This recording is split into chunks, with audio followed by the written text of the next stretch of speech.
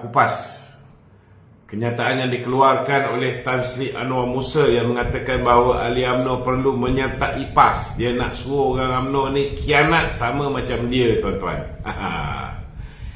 Yang bermasalah, yang ada kes mahkamah, yang ada bak kata orang tu sebab-sebab untuk didakwa di mahkamah, bukan kes mahkamah, sebab-sebab untuk didakwa di mahkamah. Yang ada masalah dengan kerajaan perpaduan ialah Anwar Musa, bukan ahli UMNO. Ahli UMNO tak ada masalah. Ahli UMNO pun tidak bimbang bahawa dia akan diheret ke muka pengadilan. Tetapi yang bimbang sekarang ni ialah Tan Sri Anwar Musa. Jadi tak payahlah Anwar Musa, saudara, memancing orang UMNO untuk menyertai PAS. Tidak ada faedahnya. Lagipun orang UMNO, khususnya mereka-mereka yang sebelum ini terpengaruh dengan cerita-cerita dongengan Anwar Musa yang mengatakan bahawa kerajaan akan tumbang, hari ini saya rasa semua orang dah buka mata, semua orang tahu bahawa kerajaan ini stabil. Walaupun Syed Saddiq Sigaraga peringkat awalnya keluar kenyataan mengatakan bahawa dia menarik sokongan terhadap kerajaan, hari itu masa dia tarik sokongan, dia tak buat homework. Dia tak tahu bahawa yang membebaskan tanpa dilepaskan Datuk Seri Zahid Hamidi ialah Peguam Negara yang lama. Dia duk ingat Peguam Negara yang baru, padahal kenyataan dikeluarkan, keputusan mungkin dibuat awal, tetapi kenyataan dikeluarkan berhubung dengan pengguguran kes Datuk Seri Zahid sementara menanti siasatan lanjut, dibuat oleh Peguam Negara lama yang masih bertugas pada 4 hari bulan September tersebut. Itu pun Syed Saddiq tak buat homework. Dia tak tahu bahawa Tan Sri Idrus masih bertugas sehingga 5 hari bulan September, dan 6 September baru Menteri Peguam Negara yang baru, AG yang baru mengambil alih tugas Tan Sri Idrus. Sekarang dia dah goyang-goyang sikit, tuan-tuan. Dia dah goyang-goyang sikit. Okey. Jadi hari ini saya nak beritahu kepada rakyat Malaysia, khususnya orang UMNO, tak ada sebab untuk anda meninggalkan UMNO dan berhijrah kepada PAS. Kerajaan ini tidak akan tumbang, insya-Allah, sehingga pilihan raya umum ke-16 yang mungkin akan berlaku, saudara, sekitar tahun 2027. So, banyak masa lagi, saudara, untuk kita memperkukuhkan kedudukan kita. Tambahan pula hari ini, Sanusi pun sendiri mengatakan bahawa mereka sukar untuk tembus di Pelangai.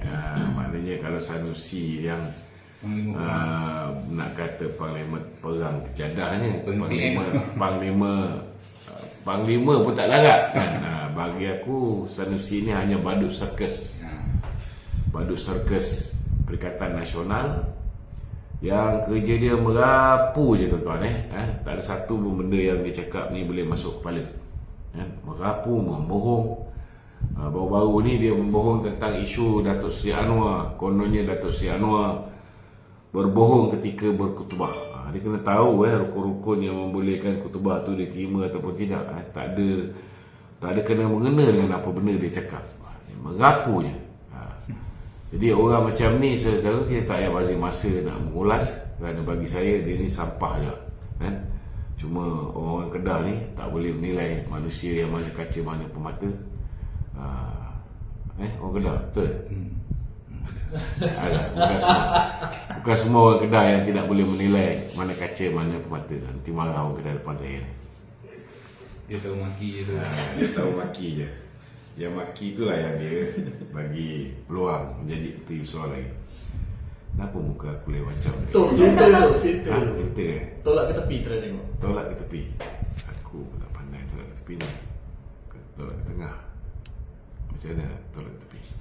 Lihat. Try tu filter. Okey. Jadi tuan-tuan, malam ni sesiapa yang nak tanya soalan bolehlah ajukan soalan di talian 0194819495. Tak apalah. Sekali-sekala muka handsome sikit kan. Tanya selalu. Okey. Silakan. Okay, Tok. Soalan di studio dulu. Soalan studio dulu, Tok. Hadi Awang juga menyeru agar pimpinan UMNO yang membela perjuangan DAP perlu dikalahkan. Ya. Jadi sebelum dia nak kalahkan pimpinan UMNO yang membela perjuangan DAP, saya rasa hari ini kita perlu kalahkan PAS dulu. Kena ikut turutan keutamaan. Sebab pas dulu dengan DAP. Sebab PAS dulu dengan DAP kan? Kalau ikut logik bodoh Haji Hadi ni, begitulah jawapannya. Tak payah bagi masa dengan mengarut dia orang ni. Dulu dia kata dah cukup jumlah. Sekarang ni mana pergi cukup jumlah dia? Dulu dia kata bulan 8 ini kerajaan akan tumbang. Di mana ketumbangan kerajaan itu? Bulan 8 tak habis lagi tu. Bulan 8 pun tak habis. Belum habis lagi. Oh ya, betul lah. Sekarang ni berapa? 50 Ogos. Dah 51. Cik Mimi, dekat tepi tu, dalam drawer tu kan, ada satu bungkusan.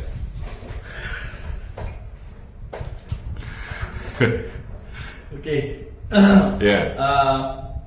Perikatan Nasional ni dia mainkan sentimen, dia menyifatkan Perdana Menteri kita ke UNGA gagal. Ya. Dia nampak kursi kosong pun jadi isu, Kutubal jadi isu, PMX. Dia sebenarnya dia bukan ada isu apa pun. Isunya dia orang ni kecewa dan dia orang jealous.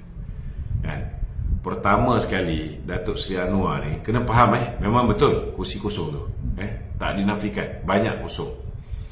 Sebab masa mereka merakam tu selepas Datuk Seri masa Datuk Seri Anwar berucap tu, selepas wakil daripada Israel berucap. Kita bukan tak tahu masyarakat antarabangsa ni memang mengecam tindakan Israel terhadap apa yang dilakukan terhadap Palestin dan sebagainya. So ketika wakil Israel berucap, mereka semua keluar. Mereka semua keluar. So bila Datuk Seri Anwar pula berucap, memanglah mula-mula tu banyak kursi kosong. Time tu lah dia ambil gambar. Tapi selepas itu kita tengok ramai mula masuk ke dalam dewan. Dan kemudiannya Datuk Seri Anwar dapat tepukan gemuruh daripada ucapan dia tu lebih kurang 9 kali. Dia dapat tepukan gemuruh 9 kali Daripada delegasi yang hadir lah. Daripada delegasi yang hadir. Yang menyampaikan kepada saya ni ialah Datuk Fuad Zakarsi. Datuk Fuad Zakarsi berada di dalam dewan. Saya nak bacakan apa yang Datuk Fuad Zakarsi tulis. Datuk Fuad Zakarsi beritahu tadi. Okey. Dia kata Astaghfirullahalazim. Itu kata hati nurani saya bila mendengar komen Sanusi mengenai ucapan Anwar Ibrahim diunggah yang ke-78 di New York. Saya hadir di unggah tersebut. Saya saksi hidup. Saya di dalam Dewan Persidangan Utama PBB. Saya duduk di kerusi VIP bersama Datuk Nazri Aziz, Duta Besar Malaysia ke US, dan Datuk Syaka, Speaker Kerajaan Negeri Pahang. Bahkan saya hadir 3 hari berturut-turut, Selasa, Rabu dan Khamis, mendengar ucapan ketua-ketua negara lain sebelum PMX berucap pada hari Jumaat. PMX diberikan 9 kali tepukan. 9 kali tepukan gemuruh dalam ucapan 15 minit tu. 15 minit tu 9 kali tepukan gemuruh. Bukan 5 je tepukan gemuruh dia dapat. Sebab dia sentuh isu perang antara Rusia dan juga Ukraine yang telah memberikan kesan buruk kepada ekonomi global. Kemudian ketika Presiden Iran berucap, dia mengangkat Al-Quran tau, tetapi tak ada siapa yang tepuk tangan. Angkat Al-Quran pun tak ada orang yang tepuk tangan. Ucapan Presiden Amerika Syarikat juga tiada sambutan daripada perwakilan. Lepas tu Perdana Menteri New Zealand memberitahu dia rasa lega kerana orang ketiga berucap selepas Anwar. Lepas Anwar berucap, dia 3 orang. Dia nombor 3. Dia rasa tenggelam. Jika dia berucap lepas Anwarnya, dia berucap tenggelam lah dia kata. Dalam masa 15 minit tu, PMX sentuh isu perang Rusia Ukraine, isu Palestin, isu Myanmar, isu Islamfobia, isu low carbon dan renewable energy roadmap oleh Malaysia dan juga racism bentuk baru. Ternyata Sanusi kaki fitnah, apatah lagi guna gambar-gambar tanpa usul periksa. Kau tak pergi sana, kau main guna gambar je kan. Saya rakam banyak foto yang saya lampirkan. Sanusi menteri besar. Oleh kerana saya saksi hidup, maka dia wajar digelar pemimpin pembohong nombor 1 Malaysia. Ini kenyataan Datuk Fuad dah kasih.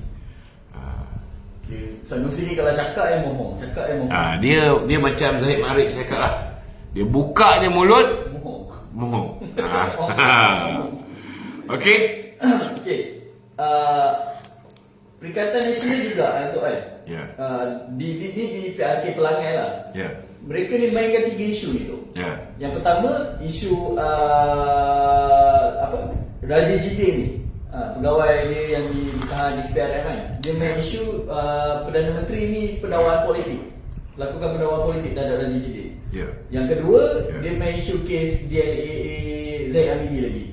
Ini antara isu di Pelangai dia orang mainkan tu. Komen sikit. Bagi saya simple saja kan. Kalau nak cerita tentang pendakwaan politik, juara pendakwaan politik Mahathir dan Muhyiddin. Hari ni diorang ni duduk bersama, betul tak betul? Hari ni diorang duduk sekapal bersama dengan PAS, bersama dengan Gelakan kan? Masih angkat lagi. So bagi saya lah, kalau nak cerita tentang orang lakukan pendakwaan terpilih, pergi bilik air, toilet, public toilet, pergi tengok muka sendiri. Sama ada ketika dia berada di dalam kerajaan, dia melakukan keadilan ataupun tidak. Dan jangan lupa, Datuk Zahid ni dilepaskan oleh peguam negara yang dia punya pengurusi Perikatan Nasional sendiri nanti. Bos kepada Razif Jidin yang nanti. Yang orang yang mengangkat Razif Jidin sebagai Menteri Kanan, walaupun dia kalah di Keterik, dia diangkat bukan setakat jadi menteri tau, jadi Menteri Kanan. Begitu Muhyiddin menjaga Razif Jidin ni. So bagi saya simple saja kan. Sebelum mengata orang, cermin diri dia sendiri. Dan kalau nak ikutkan Tan Sri Idrus, dia dah nak pencen dah. Lagi 1 hari sebelum dia pencen tu, dia mengambil keputusan untuk buat ketetapan tu. Kalau guna otak yang waras, kalau pakai otak lah, ada orang ni banyak tak pakai otak. PM sudah pasti takkan buat keputusan kes Datuk Zahid ni. Sebabnya lagi beberapa hari, kita 4 hari bulan tu, dia mengundi berapa bulan tu lagi? 12 kan? Seminggu selepas tu, tak sampai seminggu, kita akan ada satu pilihan raya yang cukup penting. Pilihan raya kecil yang pertama selepas 6 buah negeri ni, iaitu di Pulai dan juga di Simpang Jeram kan? PM minta tangguh. Kenapa you buat ni? Kenapa tak boleh tangguh? Dia tanya sebab dia kalau boleh dia nak minta tangguh. Tapi apa ni, AG cakap tak boleh masa dia pun dah tinggal singkat. So before dia tinggalkan kursi dia tu, dia nak betulkan. Apa yang dia nak betulkan? Dia nak betulkan kesilapan yang dilakukan oleh peguam negara terdahulu, iaitu Tommy Thomas. Apa yang Tommy Thomas buat? Tommy Thomas sendiri mengesahkan bahawa berlakunya campur tangan eksekutif, campur tangan Mahathir, berlakunya pendakwaan terpilih, pendakwaan yang berniat jahat, pendakwaan yang bermotifkan politik. Dan ini sudah pun disahkan oleh pasukan petugas khas yang menyiasat buku Tan Sri Tommy Thomas, Justice in Wilderness, dan mengesahkan bahawa Tan Sri Tommy Thomas boleh didakwa di atas 17 kesalahan. Bukan 1 kesalahan, 2 kesalahan, 17 kesalahan. So sebelum dia berundur, dah kebetulan bocor pula. Bocor memo Perhubungan Dalaman Jabatan Peguam Negara, iaitu Datuk Akram Garib, hantar memo kepada Tan Sri Tommy Thomas beritahu bahawa 7 DPP dan 5 IO berpandangan bahawa tidak ada asas untuk mendakwa Datuk Seri Zahid, dan sewajarnya dia tidak didakwa. Tapi 2 hari lepas tu ada pendakwaan. Maknanya memang betul dakwaan tentang berlakunya pendakwaan terpilih ni. Maka atas rasa tanggungjawab itu, sebelum dia pencet, dia nak clearkan benda ni. Dia hentikan pendakwaan, pulangkan balik pada SPRM, siasat betul ke ada pendakwaan terpilih. Betul ke IO kata tak payah dakwa, tapi didakwakan juga oleh Tommy Thomas. So bagilah SPRM siasat. Kalau SPRM siasat betul apa yang didakwa berhubung dengan tindakan Tommy Thomas tu betul, maka Datuk Zahid selamatlah, tak akan didakwa semula. Tetapi kalau didapati lepas siasatan tu bukti overwhelming, ada bukti-bukti baru yang boleh menunjukkan Datuk Seri Zahid bersalah, maka boleh didakwa semula. Bila-bila masa kan? Bila-bila masa. Ini kena faham, sebab dia tidak dilepaskan dan dibebaskan. Dia hanya dilepaskan tanpa dibebaskan. Jadi apa nak kecoh? Okey? Selain isu Zahid dan juga Razif Jidin ni tu kan, PRK Pelangan ni, Perikatan Nasional, dia mainkan sentimen isu-isu rakyat macam isu beras itu.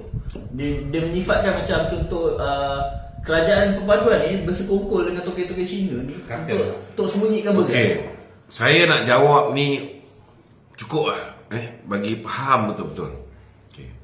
Pertama, kita kena terima hakikat bahawa memang ada kekurangan beras tempatan di pasaran. Memang ada. Jangan nafikan benda ni. Ini betul. Memang ada. Tetapi ramai orang tak tahu apa punca dia. Punca ni yang kita kena jelaskan kepada rakyat. Puncanya ialah bekalan beras global memang berkurangan. Okey? India contohnya, dia dah tak lagi ekspor beras hancur 5% ni. India dah stop. Dia hanya import beras-beras mahal. Sebab dia nak pakai beras yang 5% hancur ni untuk kegunaan rakyat dia. Indonesia pun sama. Indonesia hari ini dah import daripada luar untuk beras 5% hancur ni, yang hari ni dekat Malaysia dipanggil beras tempatan, 5% hancur. So dia dah tak boleh supply. Ada lebih kurang 6 negara dah tak supply benda ni. So apa yang berlaku bila beras-beras import ini tak ada orang boleh supply, maknanya ramai tak boleh supply, penawaran orang yang nak jual tu kurang, maka ada shortage di pasaran. Demand tinggi tapi penawaran kurang. Maka ini menyebabkan harga beras import naik. Bila harga beras import naik, apa yang berlaku? Orang yang selama hari ni makan beras import, beras yang harga RM36, RM39, kan? Dia orang dah mula makan beras tempatan. Okey? Jadi kalau dulu orang biasa ni makan beras tempatan, sekarang ni orang yang pakai beras siam, orang pakai beras import ni pun dah pakai beras tempatan. Apatah lagi yang menambah burukkan keadaan ini ialah bila mana toke-toke restoran yang jual satu pinggan RM1.50, satu pinggan RM2, kan? Dia boleh untung dia boleh untung sampai apa ni, contohlah satu kampik dia boleh buat duit lah, busuk-busuk pun 45 ke 75 ringgit kalau ikut dia punya sukatan. Ini orang apa ni, orang berniaga beritahu. Kalau pakai beras import pun boleh survive, tapi orang berniaga dia akan cari keuntungan seberapa banyak yang mungkin, kan? So akibat daripadanya, kalau toke restoran, orang berniaga dan sebagainya ni banyak beli beras tempatan, cukup tak beras tempatan untuk orang biasa? Tak cukup. Lepas tu tambah pula dengan tindakan pembangkang ni memainkan isu beras tak ada, beras tak ada, beras tak ada. Jadi dalam otak semua orang ni beras tak ada. Bila dalam otak semua orang ni beras tak ada, apa dia akan buat? Bila ada peluang, dia pergi ke kedai, dia pergi ke kedai runcit, dia pergi ke minimarket dan sebagainya, supermarket. Satu orang boleh beli 2 bungkus 10 kg. Maka dia suruh bini dia beli 2 bungkus, dia ambil 2 bungkus, anak dia 2 bungkus. Panic buying. So dia orang ni Ada yang beli 10 bungkus, ada yang beli 6 bungkus. Akhirnya bungkus lah. Orang yang nak beli sebungkus pun tak boleh nak beli sebab dah tak ada. So ini yang kita nak beritahu pada rakyat.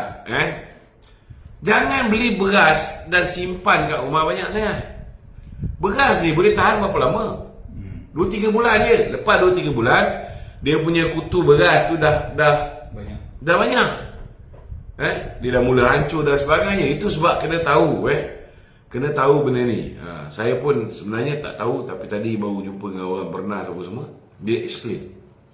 Sebenarnya beras ni tak boleh simpan lama. Sebulan tu. 2-3 bulan. 2-3 bulan dia dah start naik kutu. Pun dah lama sangat.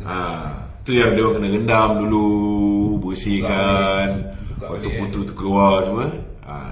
Cuci, lepas tu basuh lagi. So buat apalah nak buat macam tu. Akibat daripada kita semua ni panic buying, beli banyak beras. Last kali, kau nak ikutkan Datuk Seri Mat Sabu ni bukan setakat 20% tau. Dia dah apa ni? Dah tambah. Dah 38%. Kerajaan punya intervention ni dah 38%. Yang dijanjikan sebelum ni 20%. 20% je. Nak cuba cover dalam tempoh sebulan. Sebenarnya dah 38%. Bawa tambah 38%. So kalau semua orang masih lagi buat panic buying ni, tambah 100% pun tak cukup. Yelah, kalau satu orang patut beli 2 kampit tapi beli 6 kampit, patut beli 2 kampit, patut beli, dia orang beli 10 kampit, 100% pun tak cukup lah. Kalau biasa beli 2 kampit, sepatutnya kalau 100% peningkatan kita tambah double pun pengeluaran, orang beli 4 kampit pun dah habis. Betul tak? Yang ini kena faham. So kita minta lah apa peranan yang boleh dimainkan. Itu 2 sebab kenapa kekurangan. Tetapi tak dinafikan, walaupun Faizah Corporation dia memberitahu, dan saya pun tengok ada berlakunya bila beras apa ni import ni menjadi semakin mahal, orang pergi potong beras tempatan ni, tukar packaging pergi beras import. Tapi yang mula-mula viral tu itu di Jasmine Corporation. Jasmine Corporation tu saya tengok yang di Tore tu, dia beras biru. Dia kalau label biru tu memang itu beras import. Kan? Dia potong label, dia potong bag tu, dia repackaging sebab dah berabuk satu. Yang kedua, dia punya bag tu bocor. Isu kualiti lah. Dia nak pastikan dia punya barang ada kualiti lah. So yang itu tak betul. Tetapi sekiranya rakyat ada maklumat, ada pihak buat repackaging, dia ambil beras tempatan, dia koyakkan, dia pergi ganti cover beras, dia letak label import. Label tempatan warna purple, kalau label import warna biru. So kalau nampak benda ni, tolong lapor kepada KPDN. Kalau tahu ada setengah-setengah kedai dia simpan stok, beras tempatan ada tapi dia tak nak jual, ini pun tolong lapor kepada KPDN. Buka nombor KPDN tu. Okey. Kemudian dalam masa yang sama ada juga sebab-sebab lain, kan? Contohnya macam pekerja-pekerja asing, kan? Dia orang ni kerja dekat supermarket. So kadang-kadang dia orang ni simpankan untuk kawan-kawan pekerja asing dia. Ini pun satu masalah juga. Contohnya minyak masak dan sebagainya, kan? Benda tu limited, kan? Bila orang tempatan nak beli, dia tak nak jual. Habis. Dia tunggu kawan dia sama-sama Bangla datang, baru dia jual. Kalau ada benda ni pun boleh lapor kepada KPDN, kan? Kemudian ada isu-isu lain juga, antaranya orang yang simpan beras ni. Ada juga orang yang simpan beras ni, so kalau contohnya kita bekerja kepada seorang pemborong yang sengaja menyimpan beras-beras, minyak makan, minyak masak, diesel bersubsidi dan sebagainya, dia buat kerja-kerja macam ni, tolong laporkan kepada KPDN. Nombor telefon KPDN saya boleh bagi sini. Boleh WhatsApp terus kepada KPDN HEP di talian 019 279 4317 019 279 4317. Tok, ada juga orang tanya tu. Malaysia pengeluar beras juga, kenapa tak cukup? Mungkin ada yang tak faham, tu boleh jelaskan sikit tu. Kita kena beritahu lah, Malaysia pun pengeluar minyak. Betul. Tapi tahu tak minyak Malaysia ni, Minyak mahal. pertama sekali lah, dia minyak Kualiti ya. kualiti tinggi, untuk jet, untuk kapal terbang, kan. Tetapi Malaysia ialah net importer. Net importer maksud dia kita ekspor dengan kita import lagi banyak daripada kita ekspor.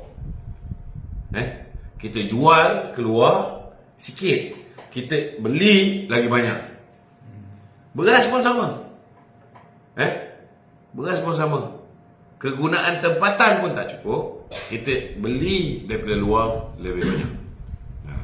Sekarang YB Datuk Seri Mat Sabu sedang berusaha, untuk pastikan bukan setakat beras tempatan ini kita boleh pastikan bekalan dia mencukupi, malah sedang dirundingkan untuk pastikan bahawa beras-beras import ini pun kita nak tambah di pasaran harga dia tu dalam konteks jualan rahmah. Mampulah. Maknanya kalau naik harga pun tak lebih daripada RM36.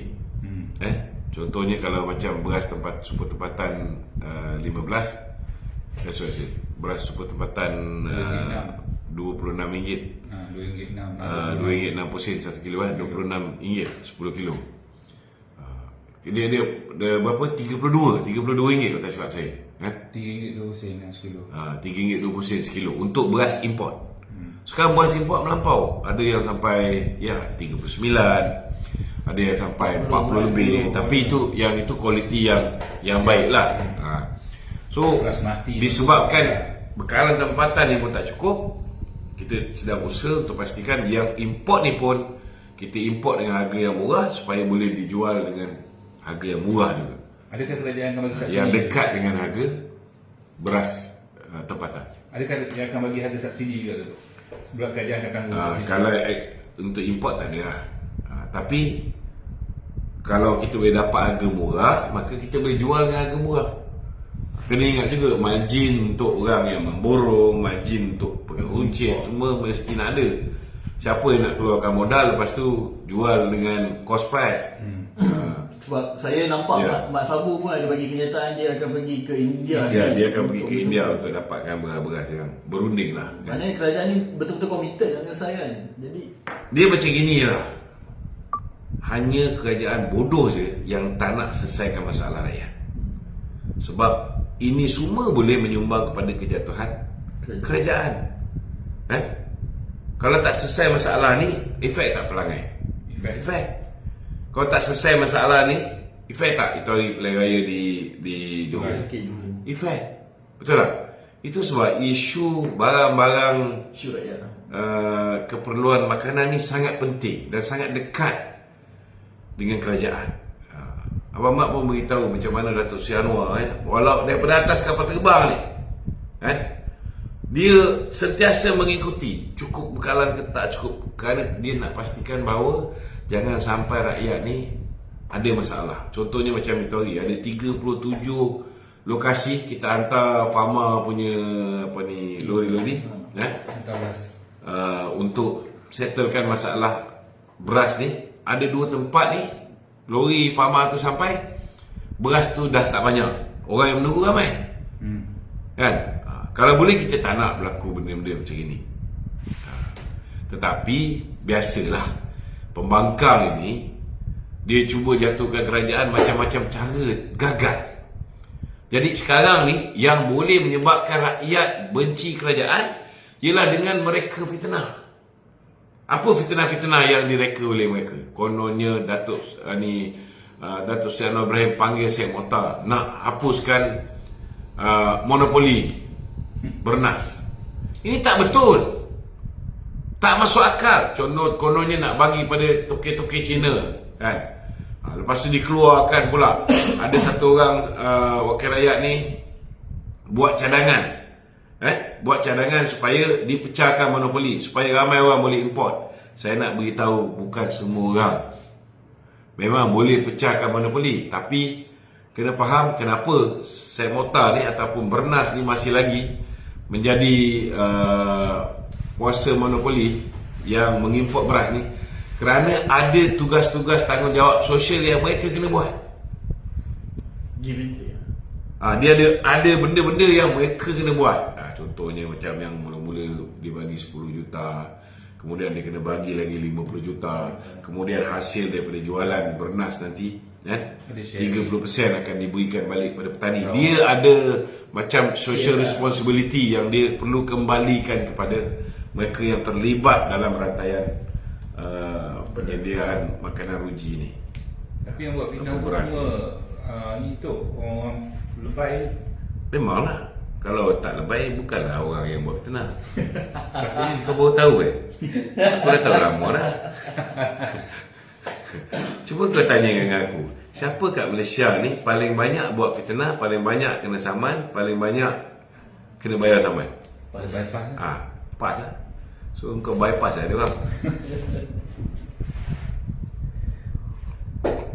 Okey Tok.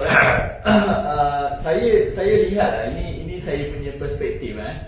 Saya lihat dalam Perikatan Nasional ni yang memainkan peranan melagakan UMNO dan DAP ni banyak daripada PAS. Kita tak nampak tu bersatu ni. Bersatu ni umpama tak wujud ni tu. Mungkin tu boleh komen sikit. Bersatu tak wujud. Bersatu sebenarnya wujud. Cuma hidup segan, mati tak mau. Bersatu tu wujud, cuma hidup segan, mati tak mau. Sekarang ni bersatu pun dia dah jadi kluster mahkamah. Contohnya macam Muhyiddin, dia jadi kluster mahkamah. Kalau dulu mereka kata orang macam Datuk Zahid, Datuk Najib patut berehat, hari ni bersatu pun dalam arti kata lain, mereka ni cuba direhatkan juga oleh PAS. Itu sebab mereka cuba engage Tun Mahathir. Dia cuba engage Tun Mahathir supaya Tun Mahathir lead Perikatan Nasional. Jadi penasihat kepada 4 buah negeri yang dipanggil SG. Apa SG? SG4. Sang gila 4. Okey. Betul, satu gitu. Ya. Kita tengok kan. 2 pun boleh, 3 pun boleh. PN ni, PN maksudnya Perikatan Nasional lah. Dia orang ni asyik menyerang UMNO. Ya. Berbanding menyerang PKR ke, kan? Sebab apa? Sebab PKR UMNO tak banyak kursi pun. Dia sebenarnya sebab saingan dia ialah UMNO. Kerja dia orang ni ialah mengejar undi Melayu, undi Islam. Dan dia tahu satu-satunya parti yang mengangkat kedudukan Islam sebagai agama persekutuan, kedudukan Hak Istimewa Melayu, kedudukan Raja-Raja Melayu, kedudukan bahasa Melayu yang sehingga hari ini berada terjamin di dalam perlembagaan negara ni ialah UMNO. So, dia nak dapatkan undi UMNO orang Melayu ni, dia kena tarnishkan imej UMNO ni betul-betul. Itu kita kena faham. Dan jangan pula kita rakyat Malaysia ni termakan. Tiba-tiba kau tengok boleh dapat sampai 4.2 juta undi orang Melayu. Aku pun tak boleh nak cakap apa. Padahal satu ketika dahulu dia orang ni PAS ni memang dia orang tak pakai pun. Tapi disebabkan dia orang terpedaya dengan memukan undi Zahid dapat DAP. Kerana percaya dengan fitnah-fitnah tu, last sekali dapat DAP betul-betul. Okey. Tok, saya tertarik tengok video ni pasal beras lagi tu tertarik tengok video Ketua Pemuda UMNO Dr. Akmal Saleh. Dia pergi sini ke kilang untuk tengok apa yang jadi.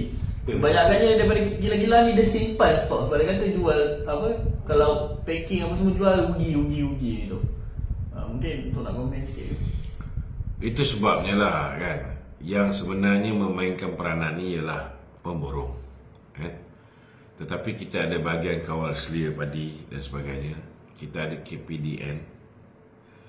Kita juga ada pasukan penguatkuasaan, penguatkuasa. Kalau berlakunya benda-benda macam ni, maka kita minta mereka ni segera membuat laporan. Jadi kalau dia orang buat laporan, ada tindakan daripada pihak penguasa, kan? Kalau perlu kita tarik lesen-lesen orang yang mengimport ni, kita tarik lah. Sebab amalan mencatu tak boleh. Barang kawalan tu kan. Barang kawalan ni dia orang tak boleh simpan. Ianya satu kesalahan di bawah Akta Kawalan Harga dan Anti Pencatutan. Itu mencatut lah tu kira dia, kan? Kemudian harga pun dia orang kena ikut. Dia tak boleh main-main suka-suka naikkan harga.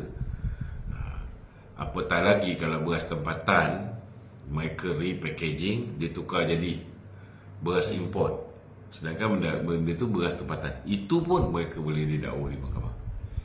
Okey? Okay tu, berita baru ni dia keluar. Petisyen Parlimen Masjid Tanah, Mahkamah putuskan 27 Oktober. Ya. Maknanya 27 Oktober ni akan ada keputusan. Itu yang saya sebut sebelum ni. Doakanlah semoga kita dapat balik 2/3. Bila saya sadik, saya ingat sikit ni, kita dah tinggal 147. Kita dah tak ada 2/3. Tapi saya yakin di bawah kepimpinan Datuk Seri Rauf, insya-Allah kalau berlakulah pilihan raya kecil di Masjid Tanah ni, insya-Allah kita akan dapat balik. Kita akan dapat balik Masjid Tanah. Ada orang ni TikTok nak ni? Ada. Raja Emas. Betul ni. Raja Emas 61 Adnan. Silakan. Assalamualaikum. Salam. Ya bang. Saya ni memang nak tanya sikit Datuk lah. Okey. Pasal Sanusi yang buat kempen di Pelangai baru ni. Okey. Apa dia cakap pada dia? Dia mengatakan bila belah kita ni belah kita ni macam YB apa ni daripada Ipoh tu, daripada mana yang YB Howard. YB Howard. Ya. Dia kata pihak-pihak belah sana mengatakan kita ni salah mentafsirkan Al-Quran tu lah. Tapi bila belah pihak dia orang kata macam mana tu? Dia macam ni lah. Dia macam ni. Setiap ahli politik ni, bila dia nak apa kata orang tu, dia nak menampakkan bahawa beliau ini membaca bukan hanya kitab suci parti dia, kitab suci agama dia, tapi dia juga membaca kitab suci agama orang lain. Dan ada setengah orang dia mengambil pendekatan untuk quote kitab suci agama orang lain. Contoh dia. Bila Howard quote apa yang termaktub di dalam Al-Quran dan dia baca terjemahan, kan? Bukan main lagi orang puak-puak PAS ni tersinggung dan sebagainya. Tetapi dia orang lupa. Dia lupa bahawa Balasami. Lepas tu yang Cina tu apa nama? Lupa siapa nama dia. Lepas tu dulu pun Gopala Krishnan ni ketika bersama dengan PAS atas pentas PAS, dia bukan setakat dia baca terjemahan. Howard ni hanya baca terjemahan, tetapi Gopala Krishnan ni dia baca wa makaru wa makarallah wallahu khairul makirin. Depan orang PAS, dia baca ayat Quran tau. Orang PAS bukan main lagi, takbir. Boleh pula. Lepas tu kawan baik dia, tokoh Sem Negara, Azmin Ali pun, jangan lupa Azmin Ali juga ada quote ayat-ayat daripada Bible, kan? So bila time orang-orang dia orang ni Semuanya mesti betul. aku cakap ke dia nak cakap ni. Okey, bila time orang dia bercakap semuanya betul. Bila time orang kita cakap semua jadi tak betul. Itulah dia pas. Itulah dia pas. Tapi pada pandangan saya lah, Ya. macam Howard tu dia cuma dia baca tu semuanya betul, terjemah tu betul, dia bukan tafsir kan. Dia bukan tafsir pun. Dia cuma terjemah, dia baca-baca semua betul tu.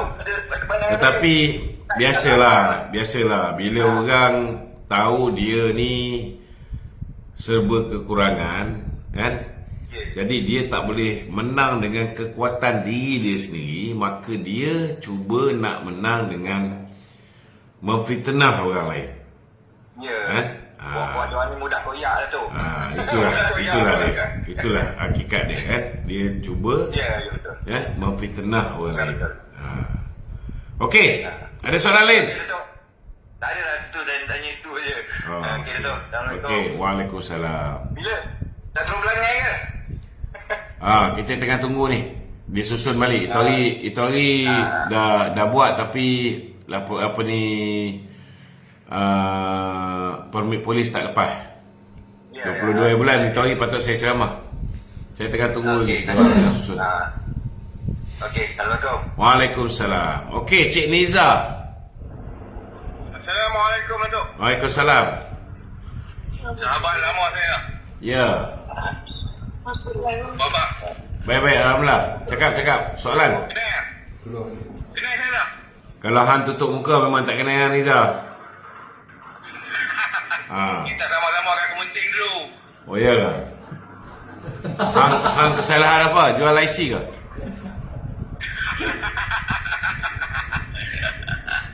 Atai kenal aku, Nizar. Nizar Kementing. Yalah, Niza mana satu? Muka ni tak nampak ni. Muka tutup muka. Tunjuklah muka. Tak tunjuk muka macam mana nak kenal. Okey, tak apa. Belakang cerita. Kenal tak kenal ni. Okey, soalan dia apa? Ya? Soalan dia? Soalan tak ada apa, nak tanya abang je. Jamal lah, Datuk. Tanya khabar. Hang muka ni buka lah. Nampak muka pakai mask. Orang yang tutup muka pakai mask ni aku risau lah. Apa nak disembunyikan ni? Kita ada Kementing. Saya ada Kementing dulu. Blok apa? Blok apa? Kepenting ni blok apa? Weh, aku petugas lah. Aku bukan orang blok. Okey. Warden penjara lah. Warden. Warden lah, warden. Sekarang saya di Ya. Sekarang saya di Al-Ustaz. Al-Ustaz lah. Sekarang pengawal keselamatan ni. Hei, masih kerja sama lah. Ini baju macam baju security dia. Bagi penjara tu. Aku Mana ada perul baju sekarang, penjara? perul. Unit perul. Perul. Perul tu. Sekarang bukan. Unit perul. Oh, unit perul. Baju warna putih. Baju warna putih. I see. Bukan putih lah, biru. Okey. Okey, Datuk. Mengganggu Datuk. Perul ni nak keluar. Okey. Alright. Okey, Assalamualaikum. Waalaikumsalam. Okey, soalan setuju. Sambung. Okey.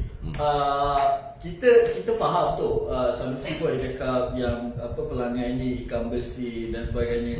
Dan kita pun faham kalau ada naratif-naratif jahat ni, orang-orang di Felda ni agak takut untuk mengundi Barisan Nasional kan tu kan. Mungkin tu ada pesanan sikit untuk mengundi. Saya nak beritahu dengan orang Felda, dia jangan lupa kan, akibat daripada kesilapan mereka tahun 2018 banyak benda yang mereka rugi. Contohnya dulu kalau mereka tak terlibat dengan menjatuhkan Datuk Seri Najib, setidak-tidaknya setiap kali datang hari raya, Datuk Seri Najib ni tak pernah lupa orang Felda.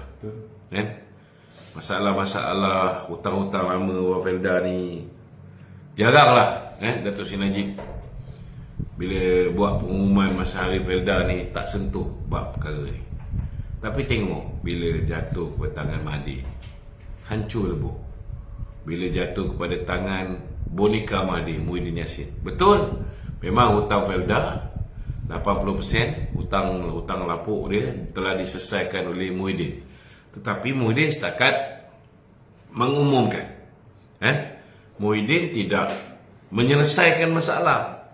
Hutang Felda yang lupuskan 8.3 bilion. 8.3 bilion. Lepas tu siapa yang bayar? Felda cuma bila Perdana Menteri Muhyiddin umum lupus, Felda lupus. Memang tidak ada dalam apa yang dipanggil penyata. Felda lepas tu tengok memang dah hutang tu lupus. Tetapi yang kena ambil alih hutang itu ialah Felda. Dan kalau Felda hutang tu dia lupuskan, mana dia nak cari duit untuk buat penanaman padi, penanaman semula kelapa sawit, untuk bayar kepada peneroka-peneroka. Mana dia nak cari? Kemudian ada kos yang melibatkan pengambil alihan balik FGV. Total dia 9.9 bilion. 9,900 juta ini. 2 tahun selepas Muhyiddin umum, barulah PMX bila dia jadi Perdana Menteri bulan Julai yang lepas, dia yang telah melupuskan hutang Felda ni sebenarnya dengan menandatangani FSRA, satu perjanjian untuk kerajaan mengambil alih tanggungjawab. Sebab Felda nak bila dia hapuskan hutang-hutang ni, dia tak ada duit, maka dia perlu terbitkan sukuk, termasuklah duit untuk ambil alih Felda Global Ventures. So total dia 9.9 bilion. Kerajaan Datuk Seri Anwar beri jaminan kita ambil alih sukuk tu dan membuat pembayaran pertama Julai yang lepas 990 juta ringgit. 10 kali bayar dalam tempoh 10 tahun. Setahun 990 juta. Ni Datuk Seri Anwar yang bagi ni, bukan Muhyiddin. Dan kita kena ingat juga, dalam tempoh yang begitu singkat, 8 bulan, 7 bulan pertama Datuk Seri Anwar duduk dalam kerajaan, apa dia buat? Dia luluskan peruntukan untuk buat pusat hemodialisis orang yang sakit buah pinggang di semua Felda. Lepas ni semua Felda ada pusat hemodialisis dia. Kemudian Felda-Felda yang gelap gelita tak ada lampu jalan ni diperuntukkan 500 juta setahun untuk selesaikan masalah lampu jalan. Hampir 3,000 lampu jalan. Satu batang berapa tu? Hampir 3,000 lampu jalan. Kemudian banyaklah benda-benda lain yang sedang diusahakan untuk peneroka-peneroka Felda. Datuk Zahid pun dia usahakan untuk pastikan jalan-jalan di Felda ni dapat tambah baik menggunakan belanjawan atau bajet daripada Kementerian Desa dan Wilayah. Kemudian dibawa turun pula program usahawan desa ke Felda-Felda, terutamanya di Felda Kemasul, Felda Cemamoy dengan Kemahal. Ada 3 Felda aja dekat Pelangai ni. Jadi kita minta lah orang Felda ni, orang berbudi, kita berbahasa lah. Sebelum PM umum tu, tak ada pun kita kematian wakil rakyat dekat Pelangai pun belum ada. Pasal dia umum pasal hemodialisis, pasal lampu jalan dan sebagainya. So kita luluskan tu tak ada kena-mengena dengan pilihan raya kecil. PM umumkan dia bayar, ambil alih tanggungjawab untuk bayar hutang-hutang peneroka Felda ni, tak ada kena-mengena pun. Masa tu Datuk Seri Johari tu masih hidup lagi. So sekarang ni ada masa untuk rakyat di Felda ni menunjukkan sedikitlah rasa berterima kasih dia. Harap-harap dapatlah membantu, memberikan sokongan padu kepada calon Barisan Nasional Datuk Amiza Abu Adam untuk menang di Pelangai, InsyaAllah pada berapa bulan? 7 bulan 9 bulan insyaAllah. Okey. Tak ada. Tak ada. Kita 50 minit lah. Okey, ada soalan-soalan lain? Tok, ada soalan apa? Baru sebentar tadi diumumkan ada pertukaran KSU, 4 KSU Ya. di kementerian. Ya. Dan ini berkemungkinan bakal ada rombakan kabinet besar-besaran di dalam pemerintahan atau kepimpinan Anwar Ibrahim. Bagi saya satu je, bila orang keluar kenyataan ni, kita tapis kenyataan tu. Sebelum ni ada juga yang mengeluarkan poster, Jadi selagi poster tu bukan datang daripada susah kerajaan KSN, kalau bukan datang melalui kenyataan media yang dibuat oleh Ketua Setiausaha Negara, kita abaikan sebab terlalu banyak spekulasi. Yang pasti hari ini yang berbahagia Datuk Seri Insinyur Dr. Zaini Ujang, ini ramai orang kenal ni. Sekarang akan berlaku pertukaran daripada Kementerian Sumber Manusia. Beliau akan berpindah sebagai Ketua Setiausaha di Kementerian Kesihatan Malaysia bermula daripada 26 September ni. Itu betul. Okey. Besok. Kemudian yang berbahagia Datuk Seri Isham bin Ishaq, Ketua Setiausaha Kementerian Pelaburan Perdagangan dan Industri, akan berpindah kepada Ketua Setiausaha Kementerian Pertahanan. Yang berbahagia Datuk Azman bin Muhammad Yusof daripada Kementerian Perdagangan Dalam Negeri dan Kos Sara Hidup akan berpindah sebagai Ketua Setiausaha Kementerian Perpaduan. Yang berbahagia Datuk Indra Nurridah binti Abdul Rahim, Ketua Setiausaha Kementerian Perpaduan, akan berpindah menjadi Ketua Pengarah Jabatan Wilayah Persekutuan. Sebab masih belum ada Kementerian Wilayah, sekarang ni dia jadi Ketua Pengarah Jabatan Wilayah Persekutuan. Kalau selepas ini, kalau Kementerian Wilayah diwujudkan semula, maka nama jawatan dia ni daripada Ketua Pengarah Jabatan bertukar menjadi Ketua Setiausaha Kementerian Wilayah. Ini kena faham. Kemudian yang berusaha Encik Hairil Yahri bin Yaakob, sekarang dia Timbalan Setiausaha Kementerian Pelaburan Perdagangan dan Industri. Naik pangkat. Selepas ni dia naik pangkat menjadi Ketua Setiausaha Kementerian Pelaburan Perdagangan dan Industri. MITI lah. Setakat ni itu saja. Okey, minta tolong share, kawan-kawan kita. Jangan lupa Saudara Hafiz, dia mengarahkan satu filem yang dipanggil Mat Kola. Mat Kola Mat Kuala lah sebenarnya ni. Mat Kola. So tolonglah beri sokongan kepada kawan kita yang direct filem Mat Kola ni. Kita pergilah menonton beramai-ramai. Saya dah tonton. Assalamualaikum warahmatullahi wabarakatuh.